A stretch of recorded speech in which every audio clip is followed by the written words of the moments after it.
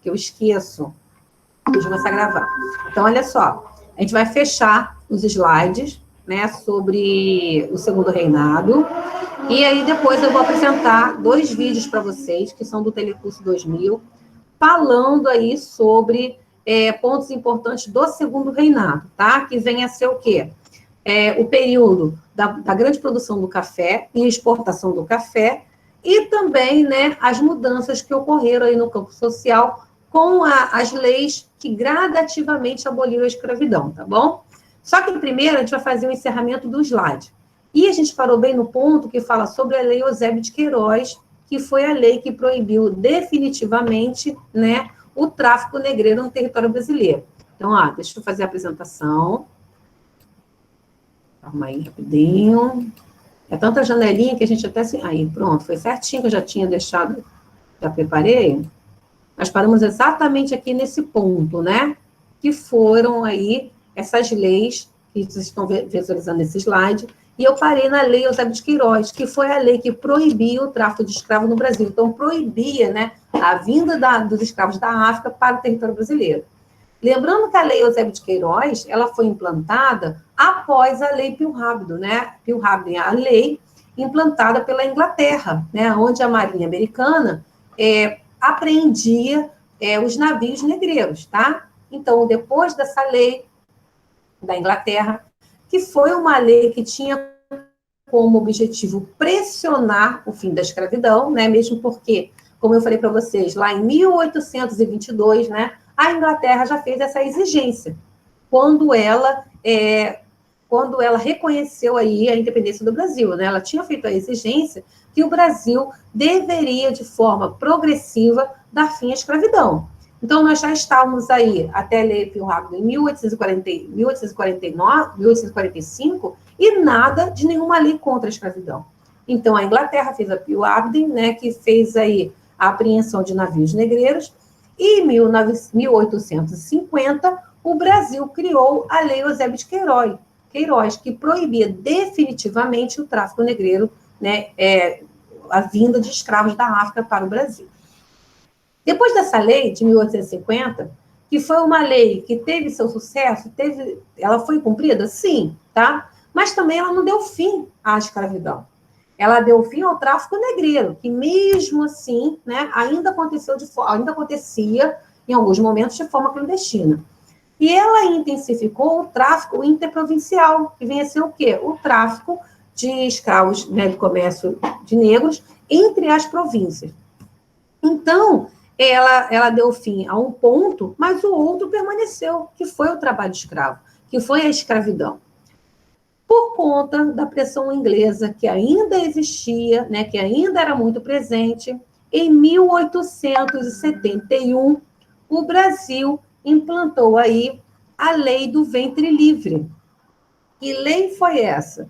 Foi a lei que determinava que os filhos de mulheres escravas, nascidos a partir desse ano, então toda criança que nasceu aí, né, que tinha nascido a partir desse ano, 1871, seriam aí livres, mas eles continuariam na condição de propriedade do senhor até que completasse 21 anos. Então, olha só, foi uma lei, como dizia o termo, né, foi uma lei para inglês ver, porque a criança, nascida em 1871, ela era livre. Os seus pais, não. Seus irmãos mais velhos, não, tá? E mesmo assim, ela só sairia aí, né, da condição de propriedade do senhor, né, do dono aí dessa grande fazenda, após aí, né, ter 21 anos, porque até os 21 ela trabalharia aí na condição de escravo na fazenda, tá? Então, essa lei, ela não foi uma lei que, de fato, aí, deu um benefício, né, a esse negro. Porque o negro, com 21 anos, ele tinha outras ligações que o prendia, né, como propriedade, vamos dizer dessa forma. Muitos não queriam ir embora por conta dos seus pais ainda estarem na condição de escravo. E também por não terem para onde ir. Né? E também, assim, eram diversos fatores, tá? que prendeu esse negro, esse indivíduo, ainda como propriedade, mesmo após seus 21 anos, tá bom? Bem, em 1885 foi criada a Lei do Sexagenário, outra lei para inglês ver, tá? Porque foi uma lei que declarava livres os escravos com mais de 60 anos. Aqui no caso está falando 65, mas muitos livros vêm a partir dos 60, tá? Então, olha só, gente, o negro, era muito difícil um negro chegar aos 60 anos, tá? E os 60 anos dessa época, para um negro, não é como uma pessoa de 60 anos hoje, tá? Ele chegava aos 60 anos debilitado, né? Com a aparência de 80, se duvidar, de 90, tá? Vocês imaginam, esse negro trabalhava de sol a sol, dia e noite, né? Sem uma alimentação adequada, sem um descanso adequado, né? Sem medicação, sem acompanhamento, sem nada. Então, assim, chegar aos 60 anos era um milagre, né? E como assim receber liberdade com mais de 60? Ele ia para onde? Ele ia fazer o quê? Né? Então, muitos permaneciam, aqueles que chegavam aos 60, mesmo tendo essa lei que o amparava, que o tornava livre, continuava como escravo, né? Permanecia nas fazendas, tá? Como propriedade de outra pessoa. E, enfim, em 1888 foi declarado aí, né, a Lei Áurea, foi extinta a escravidão no Brasil. A Lei Áurea, né, e todas as outras leis aconteceram por quê? Ocorreram por quê? Devido à pressão inglesa sobre o território brasileiro, né? A Inglaterra queria, né, exigia, desejava que tivesse fim à escravidão, porque estava atrapalhando os planos dela, estava atrapalhando a economia inglesa, que já vivia uma outra realidade, né? Que já vivia aí a industrialização, a expansão aí das suas máquinas, das suas fábricas, da sua mão de obra especializada. Então, a escravidão estava atrapalhando os planos da Inglaterra dentro do território brasileiro. Então, vamos lá. Em 13 de maio de 1888, a princesa Isabel, filha de Dom Pedro II, assina a Lei Áurea, que declarava textualmente extinta a escravidão no país, revogando-se todas as disposições em contrário, tá? Aí aqui embaixo está cortado, por conta disso, o Barão de Mauá, tá? É Barão de Mauá. Ele dá fim aí, né? Ele comemora e tem fim aí à escravidão, porque o Barão de Mauá era um defensor, tá bom? E era um grande empresário, foi um grande empresário desse período do Brasil. Era dono de indústrias, né, de portos, iluminação pública, de ferrovias, tá? Bem, é declarado extinta a escravidão no Brasil, é assinada e, portanto, a Lei Áurea. Crianças, a Lei Áurea, né, ela deu a liberdade aos escravos, mas ela não significou a introdução desse negro na sociedade, tá? Ela não significou o título de cidadão para esse negro, né? Esse liberto, né, esse negro, ele não foi amparado por lei, né? Ele não foi amparado pelo governo, né? Ele não teve, a partir desse momento da assinatura da Lei Áurea, ele não teve uma vida digna, né? Ele não teve um trabalho adequado, né? Muitos desses negros ficaram perambulando pela cidade, pelos centros urbanos, à procura de emprego, né? E aqueles que conseguiram empregos eram empregos que até então eram vistos como inferiores, que não eram empregos aceitos pelos brancos, tá? Outros negros nem sequer saíram das fazendas, fizeram um acordo com seu senhor e lá permaneceram. Por quê? Por conta de não se ter para onde ir, né? Por conta de não saber como viver, tá? Então, vamos lá. Aqui nós estamos vendo uma linha do tempo sobre essa questão da abolição e incluiu essas leis que ocorreram no Brasil, tá? Então, olha só. Lei Eusébio de Queiroz ocorreu em 1850 e proíbe o tráfico de africanos para o Brasil.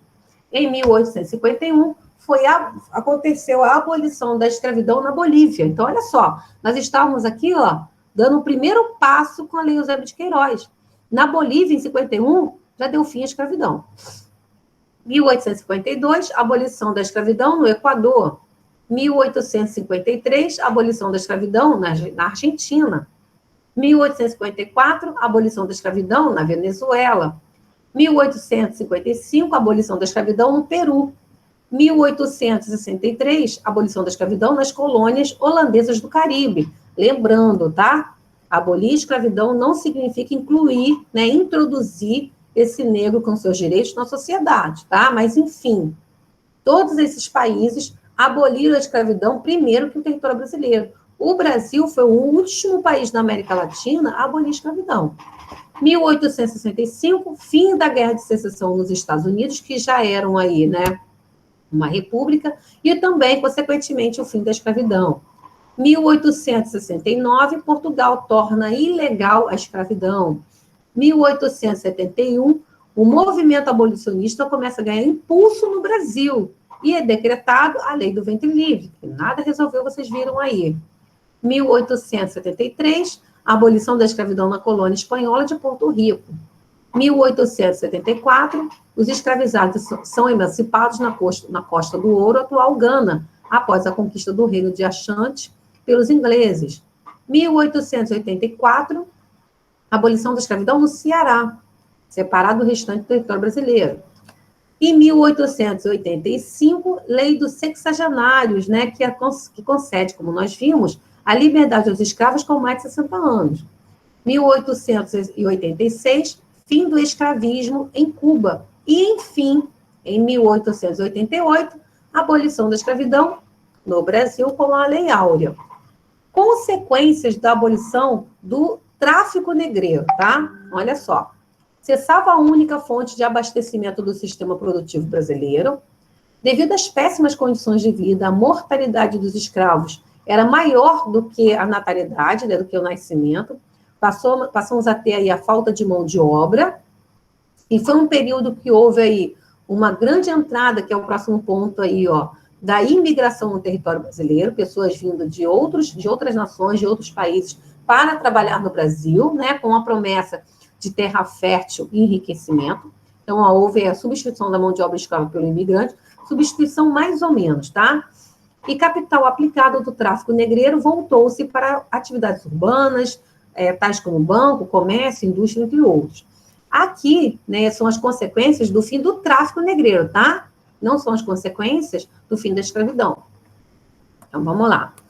Qual a maior consequência do fim da escravidão no Brasil para os escravos? E aí, a gente vai entrar numa discussão, vocês estão vendo aqui cartazes que falam, é um assunto que até hoje, né, é falado, né, quais foram as consequências, né? A gente sabe que muito do racismo, né, do preconceito, veio por conta aí, né, desse passado, dessa história, né, da escravidão, e essa discussão, ela é extremamente polêmica e ela perpetua, né, infelizmente. Bem, crianças, o que nós iremos ver agora?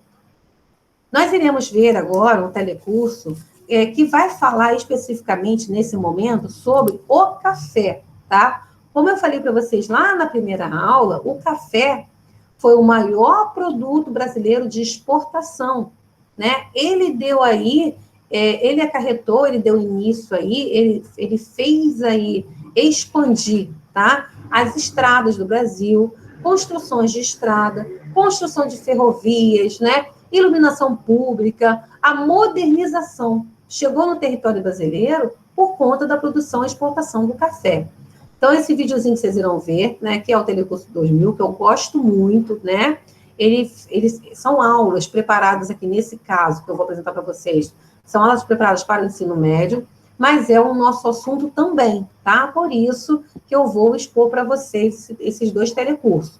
O primeiro é para falar sobre o Império, né, o café no período do Império, e o outro falar sobre essas mudanças na realidade, né, social do Brasil, com aí a implantação de leis que nos leva até a abolição da escravidão com a Lei Áurea, tá bom? Então, ó, o primeiro que nós iremos ver é sobre o café no território brasileiro no período do Império, tá? Lembrando que foi o sucesso da produção e exportação do café que modernizou o nosso território.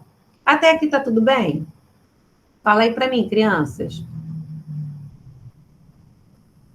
Tudo bem? Vou. Sim, tudo bem. Se não tiver tudo bem, se tiver com alguma dúvida, porque eu sei que tem hora que a gente dá uma viajada, né? Eu dou uma viajada, né? Tem hora que a gente dá uma viajada e meio que se perde. É só falar, tá? Eu não tenho problema nenhum com isso. Eu volto no assunto, eu falo de novo, não tem problemas. Ainda mais no computador, a gente meio que dá uma viajada mesmo, tá? Então, olha só, na semana que vem, dia 15, eu vou falar novamente sobre o Segundo Reinado, vou trazer novas informações sobre o Segundo Reinado, vou procurar um documentário sobre a Guerra do Paraguai, que foi um fato importantíssimo do Segundo Reinado, tá? Vou vir de novo falando sobre o café, sobre a abolição da escravidão, todos esses pontos que foram importantes aí na história do Segundo Reinado, tá bom? Então, pode deixar que não vai ter só essa aula, eu vou vir o tempo todo aí lembrando esse assunto. No dia 15, nós iremos fazer a conversa sobre esse livro Esta Classe, As Cores da Escravidão. Quem não lê, leia, tá? Eu vou fazer perguntas na aula, nós vamos conversar a respeito, vou contar a vocês, né, sobre o ponto de vista de vocês sobre a leitura do livro, o que mais vocês acharem interessante, o que foi bacana de ler, e vou colocar questões do livro na prova, tá? E no dia 22, vou dar continuidade ao nosso assunto do Segundo Reinado e vou fazer também uma revisão aí sobre os 3 assuntos do módulo 3, que foi o Primeiro Reinado, período regencial e o Segundo Reinado. Então, ó, vamos lá. Vamos aí assistir o telecurso sobre o café no Império. Hein? Atenção, fiquem atentos, que ele traz informações importantíssimas que vão estar aí na nossa prova. Deixa eu voltar aqui no início, que eu passei para 81. Pronto. Oi, amore. Estão visualizando aí? Estão vendo? Fala aí para mim. Sim, crianças? Tá tudo certinho? Sim.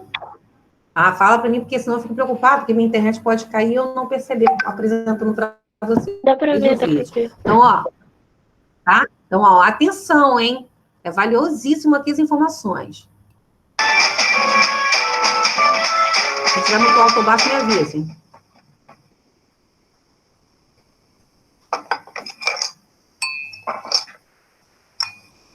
Imagine que nós estamos em pleno século XIX. O liberalismo triunfa em toda a Europa Ocidental. Inglaterra e França disputam novos mercados, os Estados Unidos descobrem ouro na Califórnia e sua economia triunfa cada vez mais. Quanta riqueza, hein? Pois é, estamos em pleno século XIX, em plena conquista do mundo pelos burgueses. E o Brasil? Como é que o Brasil fica nessa história? Isso é o que a gente vai investigar na aula de História do Brasil. Você vai ver como foi que o nosso país também descobriu o progresso econômico no século XIX. Vai ver como se formou a nossa economia cafeeira, com suas fazendas, seus escravos e seus barões do café. Olha, nossa teleaula está começando agora, e ela tem um aroma muito gostoso. Este pequeno mundo que você está vendo aqui era uma antiga fazenda de café, que ficava no antigo caminho entre São Paulo e Rio de Janeiro, no Vale do Paraíba. Um pequeno mundo que custava uma grande fortuna de terras, capitais, mão de obra e transportes. O caminho da produção de café em larga escala no Brasil começa no Rio de Janeiro, no início do século XIX. O café encontrou condições tão boas que subiu a serra e entrou pelo Vale do Paraíba adentro. De lá, ele foi seguindo pelo interior de São Paulo e Minas Gerais. A conquista de tantos territórios pelas fazendas de café não foi pacífica. Na zona rural fluminense, por exemplo, a luta pela posse de terra foi grande e a grande maioria desses conflitos pelos limites e títulos de propriedade foi resolvida assim mesmo, ó, a bala. Depois de resolvida a questão da posse pela força, as terras eram legalizadas. Como o mesmo problema se repetia em várias regiões, o governo imperial regulamentou as terras disponíveis através da Lei de Terras em 1850. Foi assim que os grandes fazendeiros da época se tornaram os chamados barões do café. Olha, Vicente, esses aqui são os barões do café, tá aqui, ó. Agora me diz uma coisa, os barões do café eram os verdadeiros pilares políticos do Brasil Imperial, não é mesmo? Ah, sem dúvida. Tanto é que uma boa parte da riqueza do país passava pela mão deles. Ó, para você ver, logo que eles garantiam a propriedade da terra, começavam a investir pesado na produção do café, obviamente para ter mais lucro. E como eles tinham cada vez mais lucro, o que eles faziam? Compravam mais escravos, mais máquinas, para poder cada vez mais plantar, colher e vender mais café. Ô, Vicente, então esses barões aqui gastavam uma grana preta? Peraí. Grana preta não, né, Gil? A expressão certa é dizer que eles investiam uma grande soma de capitais nas fazendas de café. Aí fica melhor. Mas peraí, da onde vem essa grande soma de capitais que eles investiam? Isso aí vem da transferência de outras culturas, como cana-de-açúcar, por exemplo, ou das atividades comerciais, que estavam tendo um grande impulso aqui com a vinda da família real. Ah, mas peraí, eu não estou entendendo direito, sabe, Vicente? Para entender de onde vieram os primeiros investimentos na cultura cafeeira, é preciso voltar ao ano de 1808, quando a família real portuguesa veio para o Brasil. Isso fez entrar muito dinheiro no país. O comércio cresceu bastante, portanto havia capital para investir. E, além disso, o próprio rei D. João VI distribuía sementes para incentivar os grandes proprietários de terra a plantar. Quer dizer, esses investimentos foram um empurrão inicial que a economia cafeeira precisava para decolar no Brasil. Mas além da força da família real, da força do capital e da força das armas dos fazendeiros, a produção de café tinha uma força de trabalho fundamental para o seu crescimento: a mão de obra escrava. Esta aqui era a senzala desta fazenda. Como você sabe, a mão de obra escrava comeu o pão que o diabo amassou nas fazendas de café do Vale do Paraíba. A massa de mão de obra escrava crescia cada vez mais na produção, como cresciam também as ferrovias para o transporte do café das fazendas para os pontos de consumo e de exportação. Os trens facilitaram muito o escoamento da produção de café, que nos primeiros anos era feito em lombo de burro. Quando chegava a Santos ou ao Rio de Janeiro, antes de ser vendido aos exportadores, o café era comprado pelos comissários de café. Comissário, Vicente, olha, quer dizer então que existia um intermediário entre os fazendeiros e os exportadores? Exatamente. O comissário, ele comprava o café do fazendeiro e aproveitava para prestar alguns outros serviços, vendia uns artigos que eles precisavam nas fazendas, entendeu? Ah, e ainda levava uma comissãozinha aí com esses artigos, não é isso? É, exatamente. Na verdade, o fazendeiro tinha muita confiança no comissário e vice-versa, entendeu? Porque normalmente, tanto o fazendeiro quanto o comissário eram brasileiros, entendeu? Por quê? Porque os exportadores não eram brasileiros? Não eram. Normalmente, os exportadores eram ou americanos ou ingleses, porque as companhias americanas e inglesas resolveram investir no negócio de café no Brasil porque dava muito lucro, Gil. Ah, devia dar muito lucro mesmo. Opa! As companhias americanas e inglesas não apenas faziam exportação do café brasileiro, elas também implantaram importantes ferrovias que transportavam o café até os seus navios. Nós estamos no alto da Serra do Mar, numa estação de trem entre São Paulo e Santos. Essa estação pertencia à São Paulo Railway. Como foi o crescimento das exportações brasileiras de café no século XIX? Em 1820, o café representava 18% das nossas exportações. Apenas 10 anos depois, em 1830, o índice do café sobe para 43% das nossas exportações. E o principal importador, já naquela época, eram os Estados Unidos da América. Forte o suficiente para abastecer o mercado norte-americano e europeu, a nossa produção cafeeira cresceu muito ao longo do século XIX. Claro que esse crescimento teve efeitos importantes na economia brasileira. Um dos efeitos do nosso café foi reequilibrar a balança comercial brasileira. Depois de tantos anos de déficits, em 1860, as exportações brasileiras ultrapassaram as importações. Mas tem mais. Como já disse o historiador Caio Prado Júnior, o café contribuiu para o melhoramento técnico do país. Com o crescimento da economia cafeeira, cresceram também os serviços de transporte e comunicação. Isso, é claro, sem falar na mecanização rural e nas primeiras manufaturas, que nasceram junto com a nossa cafeicultura. A cafeicultura acabou tendo, portanto, um grande efeito na modernização do país. As características dessa modernização foram o crescimento das cidades brasileiras e a mudança do eixo econômico do Nordeste para o Sudeste brasileiro. Porque, enquanto a economia cafeeira do Sudeste crescia, a economia açucareira do Nordeste enfrentava algumas perdas. Ela continuava sendo importante, mas não tão significativa como tinha sido no período anterior. De qualquer forma, mesmo trazendo a modernização, a economia cafeeira mantinha a forma de produção tradicional. Monocultora, grande propriedade e escravista. Isso continuava ainda muito firme nas fazendas do café. Tá vendo, Vicente? Olha, o café não mudou em nada a escravidão nas fazendas. Tá aqui, ó. Ah, não mudou. E continua praticamente a mesma coisa. O café era o escravo. A produção de café dependia da força de trabalho escravo, não tinha jeito. Pois é, e os barões continuavam sendo os barões, modernizando a produção, investindo os lucros, mas ainda continuavam ali, firmes, mantendo a escravidão no Brasil Imperial. Como o império era o café, a nova elite econômica eram os barões do café. Em cada região produtora se formavam cada vez mais famílias ricas, poderosas, que formavam as dinastias do café. Suas fazendas eram suficientemente ricas para impressionar e muito os visitantes estrangeiros, como Saint-Hilaire, que você vê aqui. Veja só como Saint-Hilaire descreveu algumas delas. Quanto mais me aproximo da capitania do Rio de Janeiro, mais consideráveis se tornam as plantações. Perto da Vila de Resende, proprietários possuem 40, 60, 80 e até 100 mil pés de café. Pelo preço do gênero, devem esses fazendeiros ganhar somas enormes.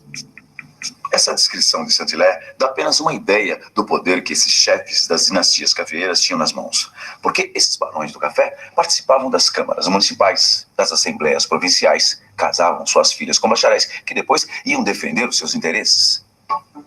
E mais, eles recebiam ou compravam títulos de nobreza para se tornarem, de fato, barões do império. Mandavam construir palacetes luxuosos na capital e, assim, consolidavam ainda mais o seu poder junto ao governo imperial.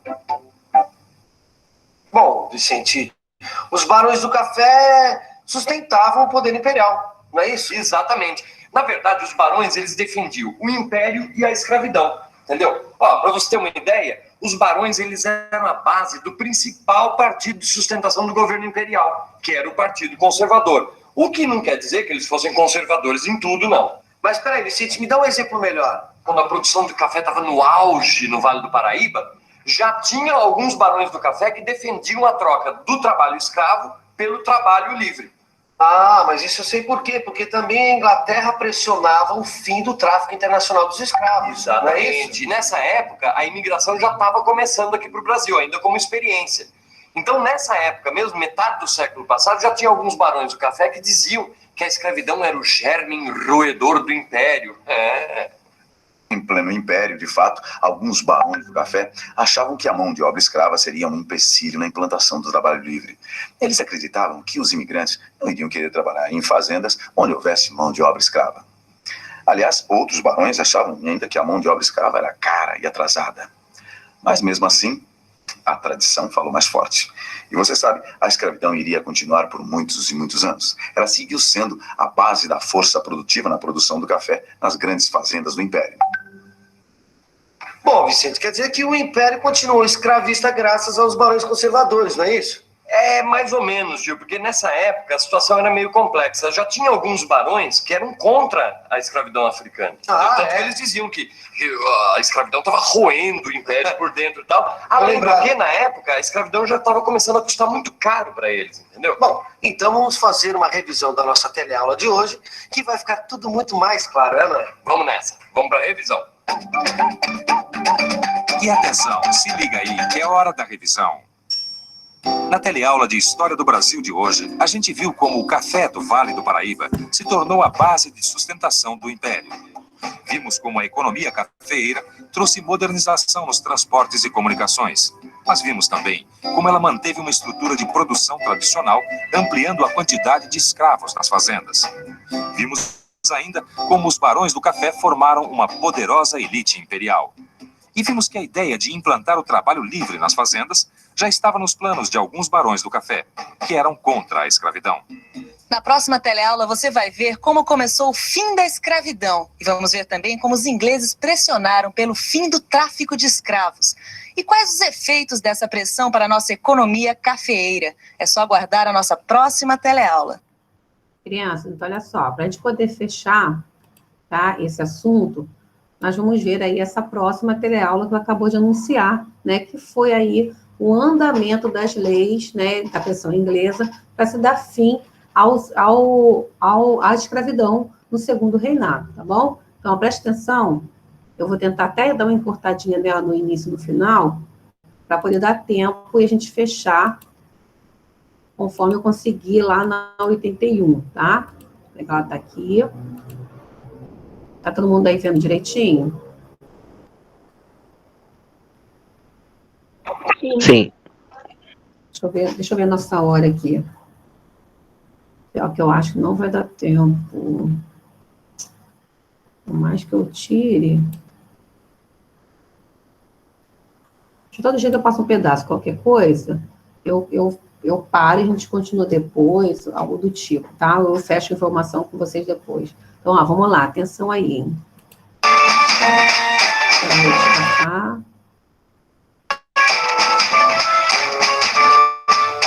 Você certamente já ouviu falar na Lei Áurea, aquela que termina com a escravidão no Brasil. Mas talvez você nunca ouviu falar numa outra lei bem anterior, a Lei Eusébio de Queiroz, pois foi com ela que começou o fim da escravidão no nosso país. A Lei Eusébio de Queiroz proibiu o tráfico de escravos para o Brasil bem na metade do século XIX. Foi com o cumprimento fiel dessa lei que o Império preparou a substituição da escravatura pelo trabalho livre, como que a gente vai ver na nossa teleaula de hoje. Você vai conhecer a Lei Eusébio de Queiroz, o contexto político da época e os efeitos da proibição do tráfico de escravos para o país. E vai ver também como o Império se prepara para a substituição do trabalho escravo pelo trabalho livre. Você está pronto para entrar na história? Então, embarque com a gente.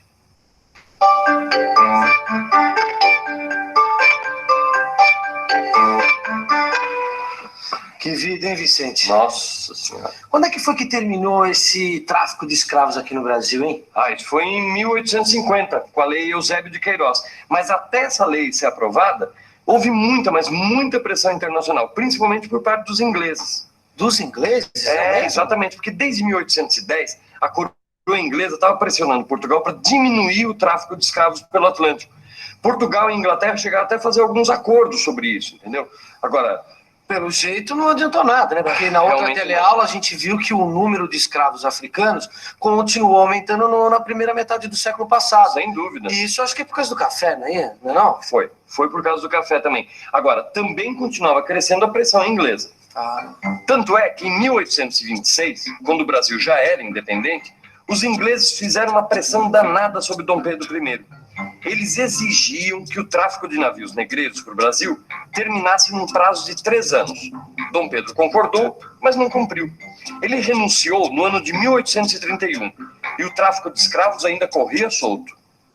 O tráfico de escravos continuou mesmo depois de proibido. E em 1831, o governo regencial proibiu a entrada de escravos no Brasil, mas a lei não foi cumprida e os ingleses tiveram que jogar mais uma vez pesado para tentar acabar com o tráfico de escravos. No ano de 1845, para tentar acabar de vez com o tráfico de escravos para o Brasil, a Inglaterra adota o Bill Aberdeen. Bill Aberdeen era uma resolução que os ingleses tomaram sem ouvir o governo brasileiro. E por esta resolução, qualquer navio da Marinha Inglesa podia deter um navio negreiro que navegasse para o Brasil. Assim, um almirante inglês até tinha o direito de comprar um navio negreiro e comprar pelo preço que ele achasse justo. Se não comprasse, o navio seria desmantelado e os ingleses venderiam o material em leilão. Bem, é claro que o governo regencial brasileiro protestou contra esse Bill Aberdeen, mas a coroa inglesa não mudou uma vírgula. E ainda por cima, passou a perseguir navios negreiros até mesmo na costa brasileira. Centenas de navios suspeitos de tráfico foram destruídos pela Inglaterra. Já a situação política no governo imperial brasileiro, sem dúvida, ficou bem mais complicada. Ô Vicente, por que a situação ficou mais complicada? Podia até ter saído uma guerra contra a Inglaterra, não é isso? Sem dúvida existiu o perigo de um confronto militar mesmo. Mas o que mais complicava a situação é que nessa época a Inglaterra tinha uma enorme importância comercial para o Brasil, compreende? E o Brasil dependia da Inglaterra. Mais ou menos isso. Na verdade, olha, na metade do século passado, a Inglaterra praticamente dominava o comércio de importação e exportação para o Brasil. Esse que era o problema. As firmas britânicas eram importantíssimas, pois controlavam mais da metade das exportações brasileiras de café e algodão. assim como os bancos ingleses, que também eram muito importantes, porque emprestavam muito dinheiro ao Estado brasileiro. Pois bem, tudo isso levou o governo brasileiro a ceder à Inglaterra e começar a defender o fim do tráfico de escravos, entendeu? Aí é que foi aprovada a Lei Eusébio de Queiroz. E, para surpresa de muita gente, essa lei valeu, ela foi de fato aplicada. Isso foi, como eu te disse, em 1850, e a partir daí, praticamente, encerraram o tráfico de escravos para o Brasil. Mas vem cá, pensa um pouco. Por que a Inglaterra queria tanto acabar com o tráfico de escravos? E o Brasil? Por que o Brasil acabou aceitando tamanha pressão inglesa? Pensa um pouco. Ó, eu vou parar aqui nesse pense um pouco, porque aí na próxima aula eu retorno com vocês, né, para fechar esse assunto e dar continuidade a ele, tá? Por que eu vou parar aqui? Porque já faltam 4 minutos e eu quero passar a atividade da semana para vocês, tá bom? Vai acabar não dando tempo. Então, ó, a atividade da semana, para a gente poder fixar esse assunto. Espera aí, rapidinho que eu vou digitar. Lembrando que nós já estamos, né, no livro 3, no módulo 3. Eu vou até botar aqui para não esquecer. Eu vou colocar algumas páginas aqui, só que nessas páginas eu escolhi alguns números para vocês poderem fazer. Então, não fiquem aí assustados, né, com as páginas, não. Então, ó, primeiro, vocês irão realizar a página 327. A página 327 tem o número 1, 2 e 3, que é o que vocês irão fazer. Página 328. Só que a página 328 só vai fazer a letra C do número 4. Então, ó, só vai fazer o número 4, letrinha C, tá? Página 329 vai realizar somente os números 6 e 7. Caramba, vou ter um lugar errado aqui, gente. Espera rapidinho. É que o próximo fez uma pitica aqui. Ó, 329, voltando aqui, número... Só um minutinho, crianças, que eu estou digitando. Só Deus eu digitando. 329. Somente o número 6 e 7. A 343. 343. Somente o número 3. E 344. Somente o número 4 e 5, tá? Então, eu botei aqui um número legal de páginas, só que dentro de cada página somente alguns números, tá bom? Então, olha só, de novo.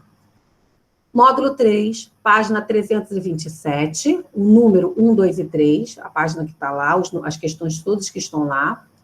328, vocês vão fazer somente a letra C do número 4. 329, somente o número 6 e 7.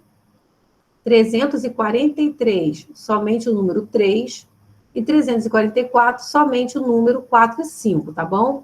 Não deixem de fazer, porque é para fixar o assunto, tá? Então, assim, tem um número legal de página, mas são poucos exercícios, tá bom, amores? Conto com vocês, ó.